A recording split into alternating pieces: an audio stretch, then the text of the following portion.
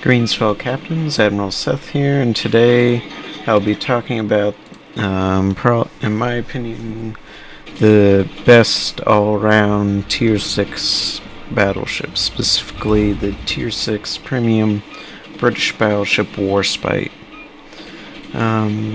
Let's see here, overall it's very good. Let's see here, it has 8 very accurate 50-inch guns with very good British BB AP and decent British Battleship HE. Also, it has very good armor. It has a 26mm bow with a 102mm fore-end armor belt, some sort of little strip there. And stands up pretty well now, and is let's see, the Citadel is, if I'm correct, the Citadel is decently under the water. Yeah, the Citadel is pretty much entirely into the water.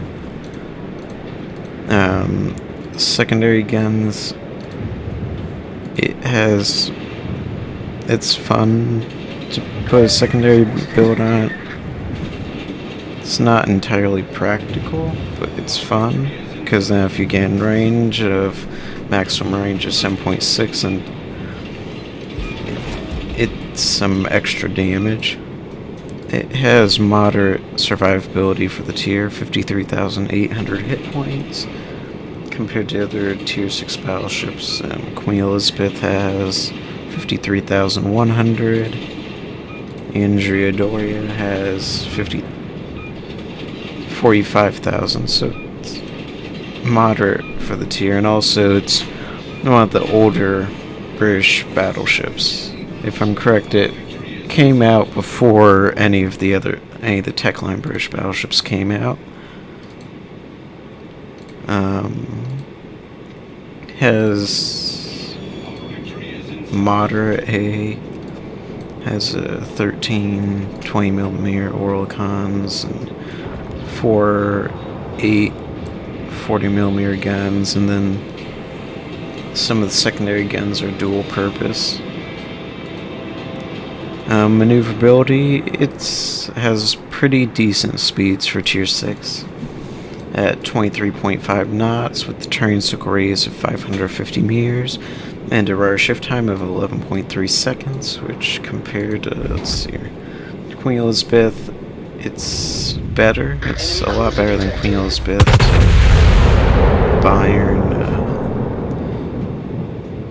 Bayern, it's better than Bayern too.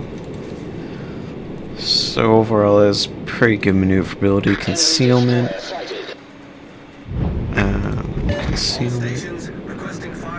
It has 13.8 kilometer detectability range by sea. Queen Elizabeth has 14 kilometers. The Bayern has 13.4, so it's moderate for the tier. And the Doria has 13.4 as well, so it's decent for the tier. Also, it's armed with 2 depth charge airstrike attacking flights, which is an armament, not a consumable, so it has unlimited depth charge attacks, but you can do 2 at a time. Consumables as damage con, heal, and it has spotting aircraft, which is decent. Yeah, the main accuracy of the main battery guns is 219 meters, which is very good. One of the main drawbacks is it only has 16.3 kilometer range, which isn't that good. Let's see here, the Bayern has a 16.1, so the Queen Elizabeth has a 17.1 kilometer, and the Doria has a 17.2 kilometer. Let's see here. And since it's premium, it gets extra credits, and it comes with a permanent camo,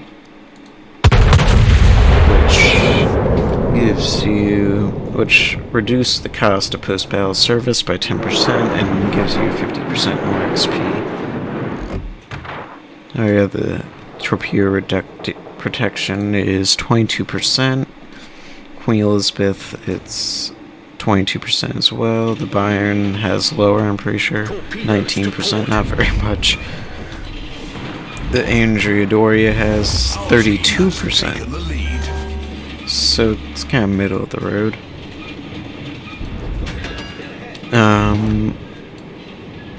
It's pretty good. In the replay in the background, I pretty much get decent shots. These guns are very accurate. The AP is very good,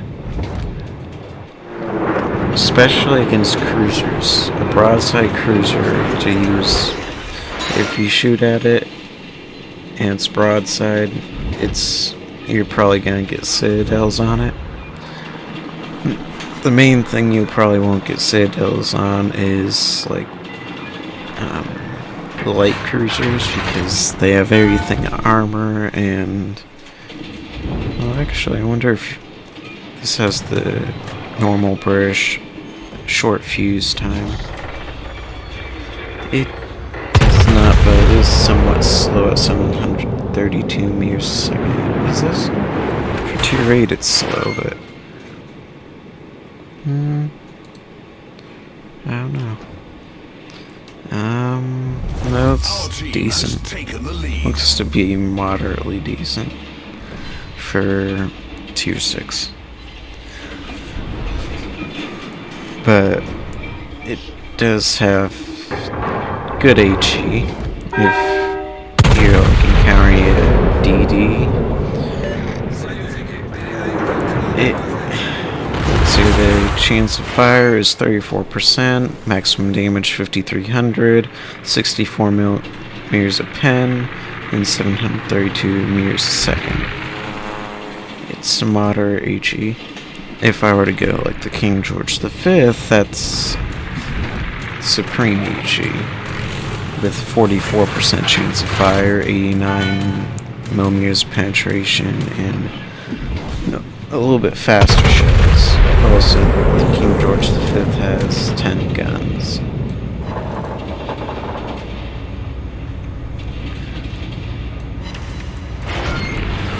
But the Warspite does have very good armor, as you can see in the replay. Well, I don't really. In the first replay, in the replay that's on right now, I don't really battle tank at all, so. Let's see, we fire Graf's Bay. And I think, yeah, it didn't even hit Graf's Bay. You do end up occasionally getting those really bad salvos. It happens sometimes. The rest of the time, you either get really good salvos or decent salvos. Okay, Ranger comes into view. I aim, fire at. It's fully broadside too, which is not a very good idea.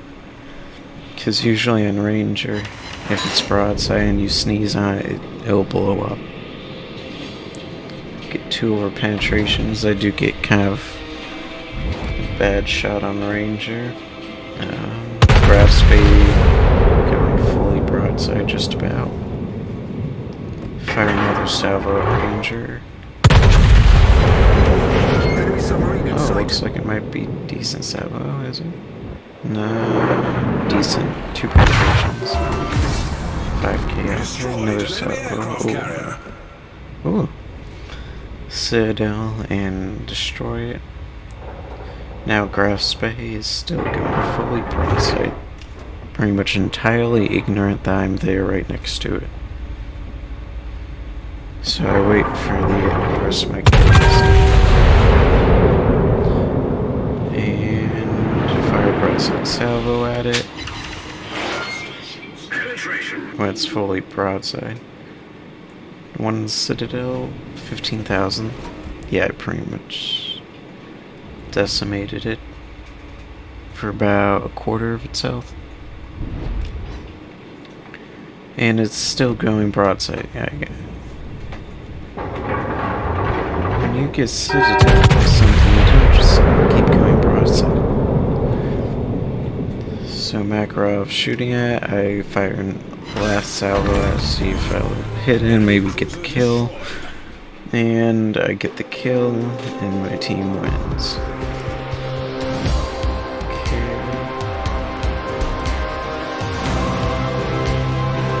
In the next I do about 60,000 damage, all that. In the second replay, it's more of a bow-on tanking one, which my team loses and I die, but I do moderately good. Warspite is very good at moderate to close range. Long range, you can hit stuff, but you can't really get range out. You do have the spire aircraft, but with a spotter aircraft, it's very hard to hit anything because you end up having this really weird bird's eye view, and it's really hard to aim when it's in the, at least for me, it's really hard to aim when it's in the bird's eye view and actually hit stuff. So we are neighbors. Is that domination? I have to think about that. It's not domination, is it? With capture the flag mode. Yeah, it's capture the flag mode, I guess. Anyway, I end up going kind of towards the left flank, where most of the islands are.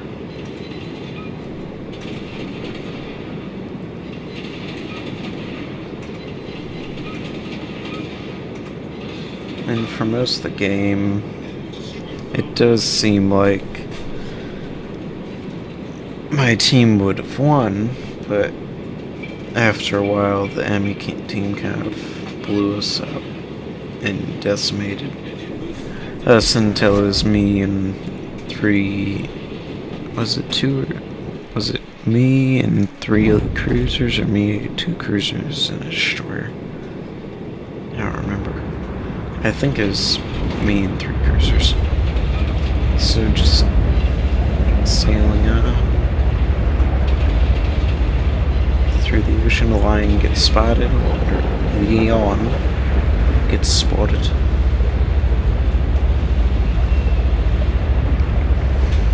Okay, start, and Akazuki gets spotted, and Glazia gets spotted. And they all start running immediately, which isn't very good when you have moderate range.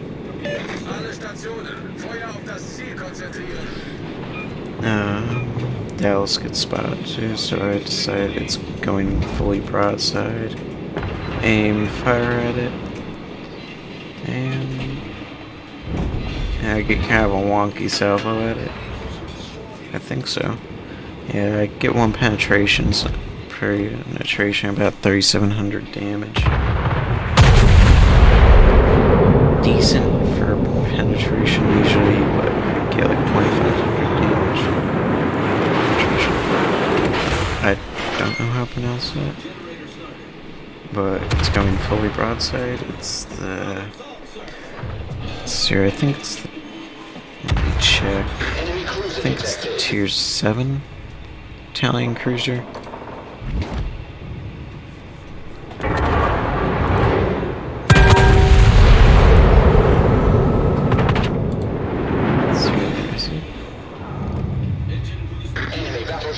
it's the tier 8.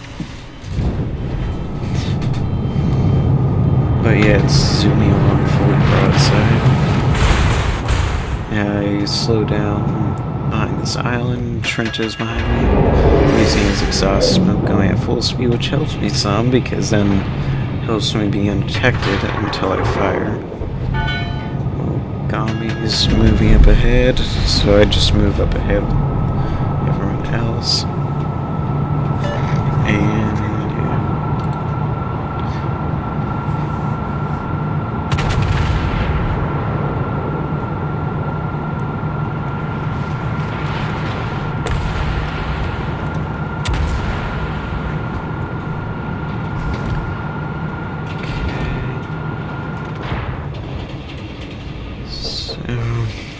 for the first about, I don't know, 5 minutes, probably for the first about 10 minutes, it's not that interesting. I just move around, try and take some pot shots at stuff, because this up tier to tier 8, Warspy is strong enough where you can do pretty good at tier 8, but the 16 kilometer range,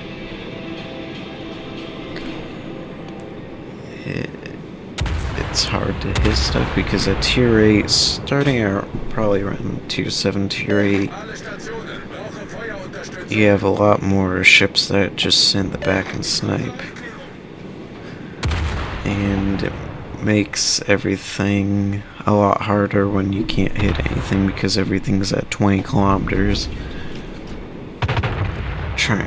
sniping you. I think if they gave Warspite like a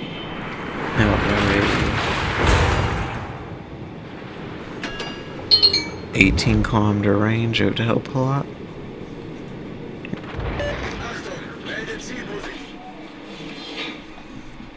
Like if, I don't know, tier 5s upwards of 20, like Congo 20 kilometers, but most tier 5s upwards of like 17 kilometer range. Tier 6s upwards of 18 to 20 kilometer range.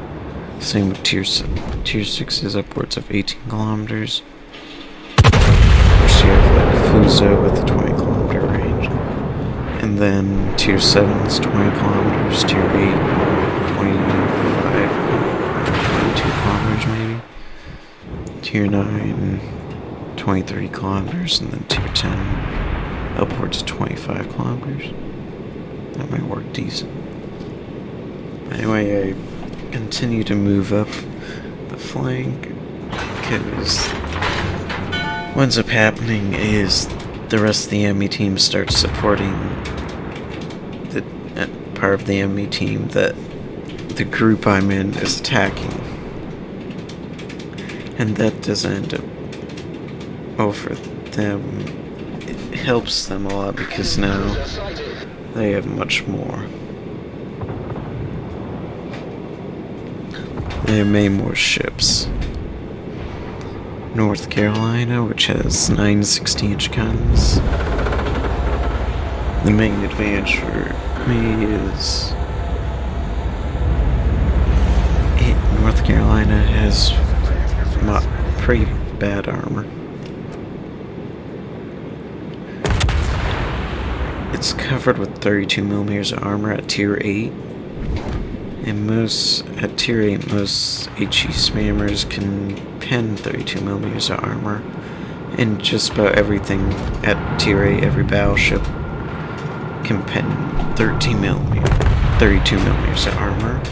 Which means you can be citadeled by 15-inch guns, by 40-inch guns even, probably. Yeah, I think it might just be 50-inch guns.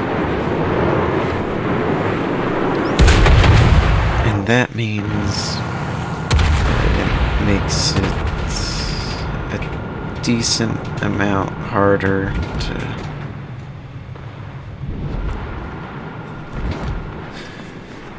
to push in very much, because it do your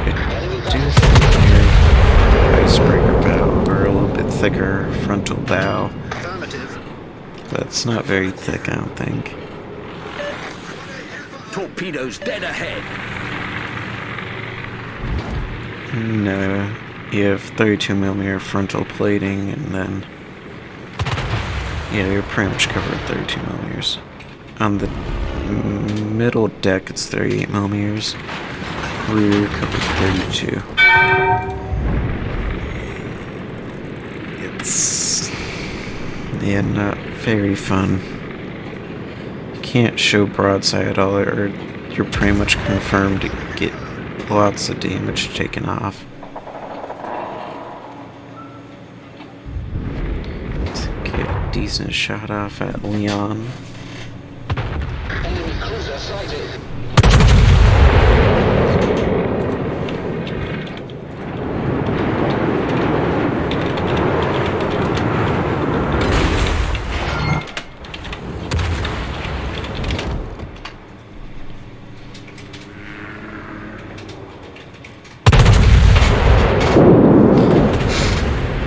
Torpedoes coming by. Oh, that looks like that might hit the Italian cruiser on the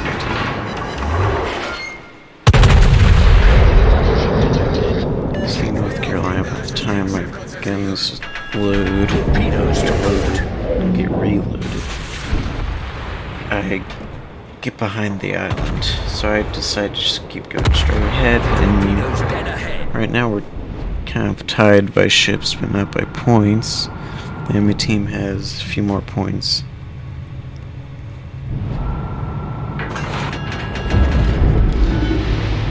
This is probably one area where okay, fire salvo at Leon and get the kill. 1 over penetration, 2 penetrations, and 2 ricochets.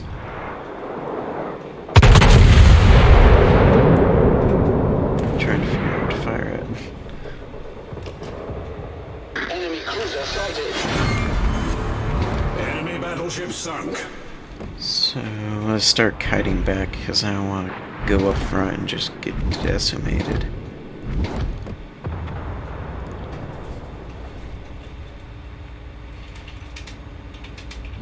I thought that was gonna be a good shot. It looked like all the shells were grouping up together in the bow to the bow, but then when they finally hit, they hit too far ahead, too far in front of the bow. Byron goes behind the island. I go around the island. I've done pretty much no damage by now. Well, this ends up being kind of a shorter pace. Not a shorter pace, but a shorter game. Slower, not shorter. There's a little bit of a difference between shorter and slower. But unlike the other ones, it takes a while for the game to develop and more of bow tanking and brawling. Because if you just go straight in, start bow tanking in the middle at the very beginning of the game,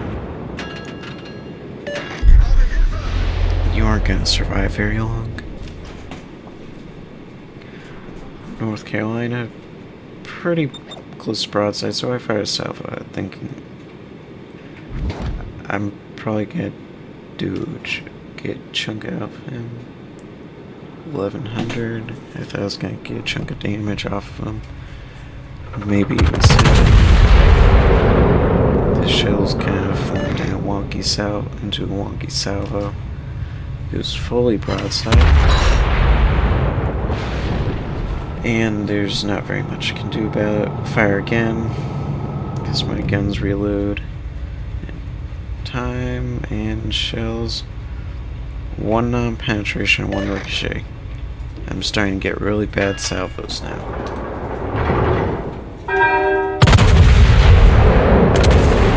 I guess I should say the commander build of the Warspite. Let's see.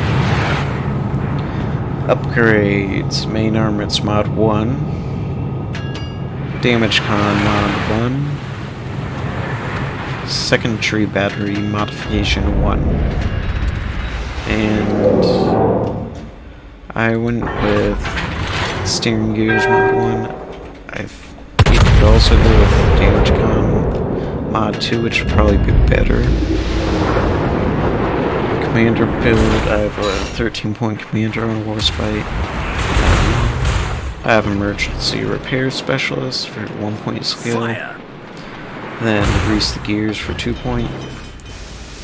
Then long range secondary battery shells, Problem solved, 3 sir. points. Then manual secondary battery for the 4-point skill. Then I have 3 extra points, so I did Adrenaline Rush, which is good in pretty much every single ship.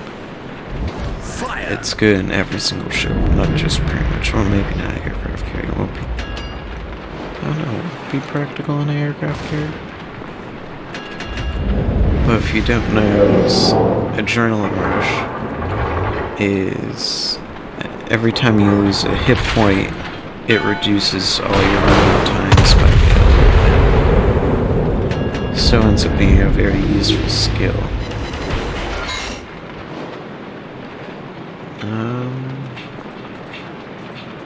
Requesting assistance. I do not actually see it.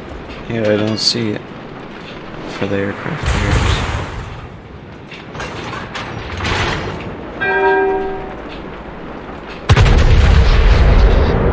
Let's see here. Yeah, here's the bow tank. Okay, so our bow tank and Monarch comes by. He's fully broadside. Monarch has King George V armor. That means the armor is not very good. It's pretty much King George V hull with 9 15-inch guns put on it. Monarch is pretty good. It has good AP and good HE. But so I end up dying. And then team loses. Decent 40,000 damage. Around 40,000 50,000 is around my average damage, probably. I can, in a good battle, I'll get upwards of 100,000. In a really bad battle, around 20,000. But anyway, thanks for watching. Please subscribe, watch all my other videos, and goodbye. See you on the high seas. Goodbye.